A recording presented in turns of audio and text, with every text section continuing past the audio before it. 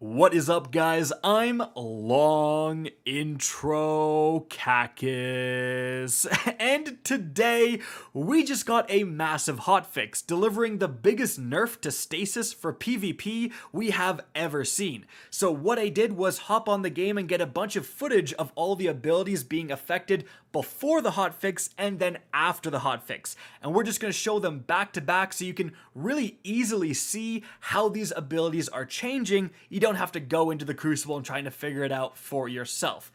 So, right off the bat, we have the general stasis changes. Firstly, to Stasis Freeze, they reduced the duration of all non-super freezes to 1.35 seconds, and now there's no need to break out of being frozen with anything other than those super freezes. So the easiest way to think about this is, before this hotfix, the Warlock melee only froze for that 1.35 seconds. Now, everything, and as you can see, even the Warlock Rift, which before was really a long freeze, now that is the exact same as that Warlock melee. So absolutely everything is freezing the same as the Penumbral Blast melee ability before the hotfix. Additionally, you have the change to the special weapon, heavy weapon, and light ability bonus damage. So as you can see, before the hotfix, I was able to freeze my opponent and then one-shot body them with this slug shotgun. After the hotfix, I'm no longer able to do that. My 50% damage increase only went down to a 5% damage increase. But moving on from freeze, we then have slow. So firstly, it no longer reduces weapon accuracy, and instead it's going to increase your flinch when under fire. So you can see before the hotfix, when I was in this dust field grenade, I was missing shots even though my reticle was like right over my opponent's head. Now, same situation, no problem hitting my shots. However, you will see that flinch does seem to be increased. Flinch in Destiny is so darn weird. Sometimes you will flinch if your reticles are off an opponent and you get hit. It will throw your reticles onto the opponent's head automatically. So who knows, how this is really going to work out, but you can very clearly see that accuracy is not an issue anymore. Also, it no longer suppresses class abilities. So right here, when I throw a shuriken at my teammate, he's able to use their barricade right after. Additionally, they reduced the movement speed penalty while slowed by around 20%. So as you can see right here, I throw a dust field at my opponent and they just try to walk forward as fast as they can before the hotfix and then after the hotfix.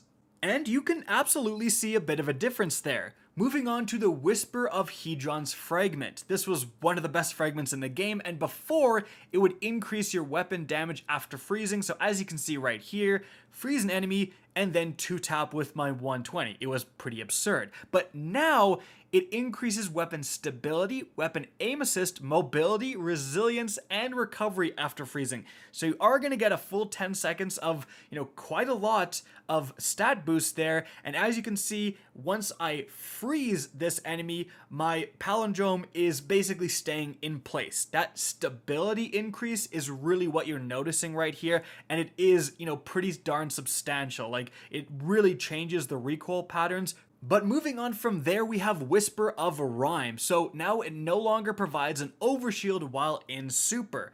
So before, basically this would always activate because everything you did in a super, for example, this Behemoth super would shatter people and then produce those fragments that you would pick up and then get an overshield.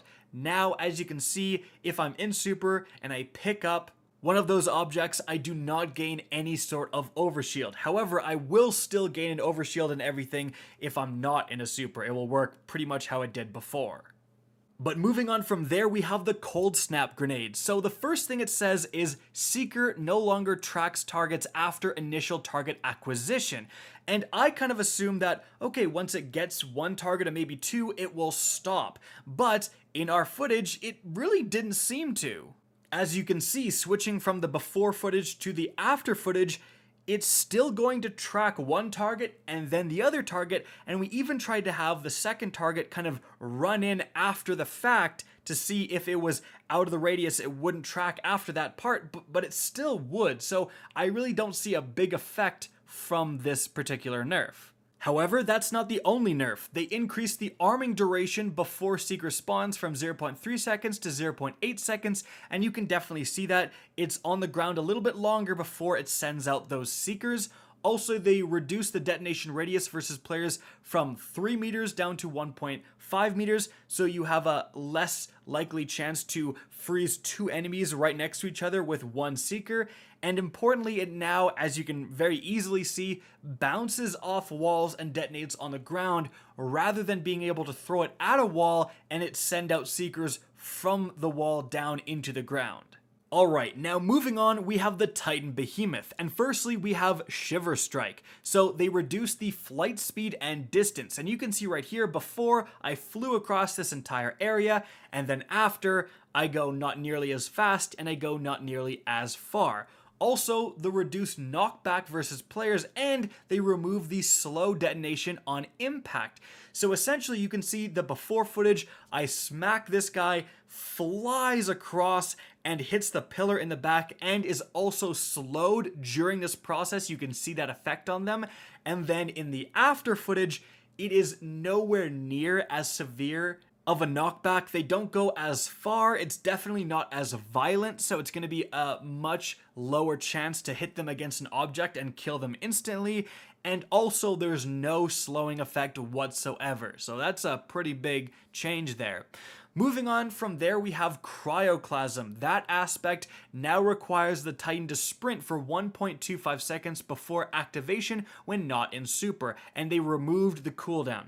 So you can see in the before footage, essentially, you could slide twice in a row really fast, but then you would have a 3-second cooldown.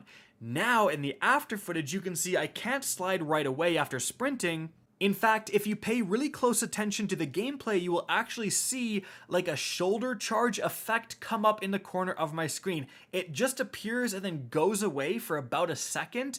It doesn't like keep up like a shoulder strike, but you can kind of see a small indication of, okay, you've sprinted far enough, then you can do the slide, and then I have to sprint for that same amount of time, and then I'm allowed to do another slide. So definitely just changed how that works pretty significantly.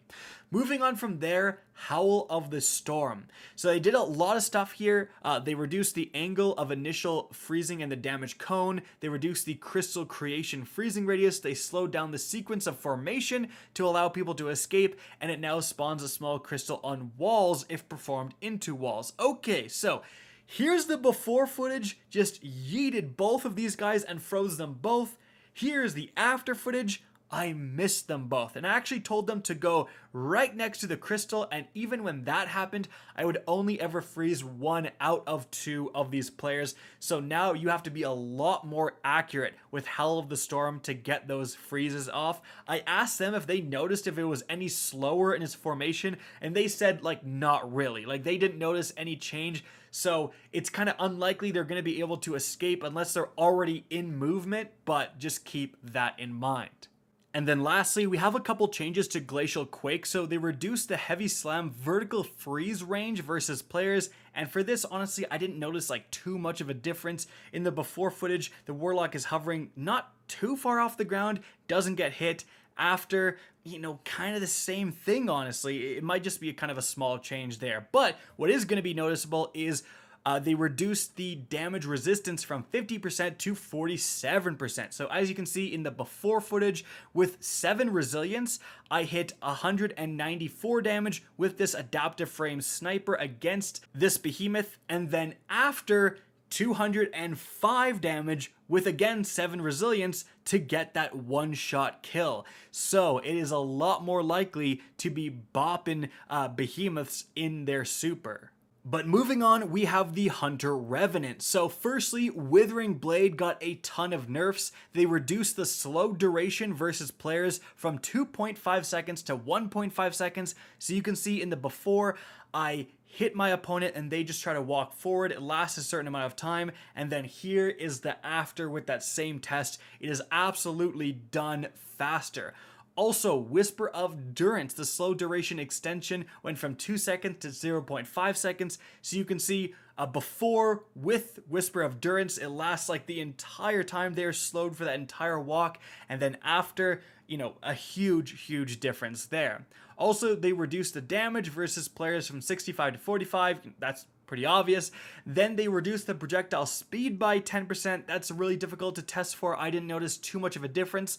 But they also reduced the tracking after bouncing off a wall. So I'm trying to hit my opponents here before, and it seemed like tracking was pretty good. And then after, it just seemed to miss a little bit more often. So potentially there is definitely something you can notice there in terms of tracking after bouncing with Withering Blade. Moving on from there, however, we have Winter's Shroud. So they reduced the slow duration from 2.5 seconds to 1.5 seconds. And again, same test here. You can see before I would dodge, slow, and the walk was pretty long. Now it's much less. Same thing with Whisper of Durance. Here's before when it provided a 2-second increase in insanely long time. And then now it's only 0.5 seconds. It's done in no time.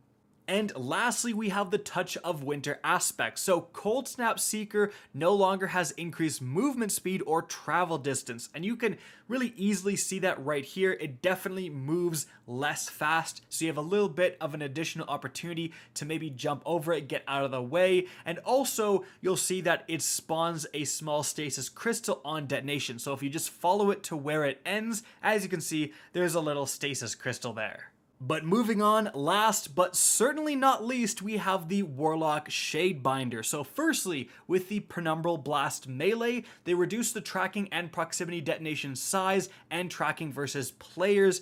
So I really couldn't notice that big of a decrease in terms of the tracking. It seemed like I could aim away the same amount. The tracking is only very slight anyways with Penumbral Blast. It'll just kind of move over a tiny bit, so really not too big of a change there. But they reduced the freeze radius versus players when impacting the environment from 2.7 meters to 1.5 meters. This is a big change. You can see before I'm shooting my Penumbral Blast like way off to the side and it's still freezing my opponent, but then after, it's still like bigger than you may think, but it's not that insane.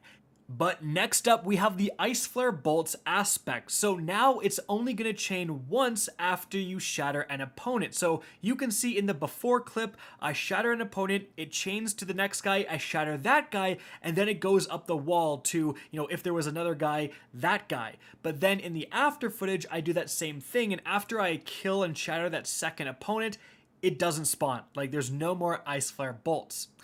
Moving on, the last thing is Winter's Wrath. So freezing projectile tracking strength now ramps down to 0 after 2 seconds of flight.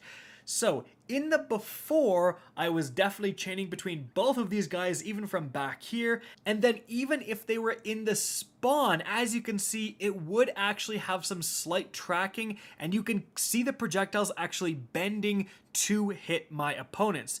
But then after, even though I'm still able to track from that first location really easily actually, you can see if they are in that spawn location, then it doesn't track. You can see the projectiles, even though they sometimes do freeze an opponent, they don't alter their path. They've been traveling far enough and now their seeking is 0. And so guys, that is it for the video. I hope you enjoyed and found this informative. If you did, please remember to help me out by simply rating and especially sharing this video. If you guys want to see more Destiny 2 content similar to this, don't be afraid to slap that subscribe button. If you want to get in touch with me and keep up to date with the latest channel activity, the best way is to follow me on Twitter at RickCacus. That's linked in the description down below. Again, I hope you enjoyed the video, and as always, have a good day.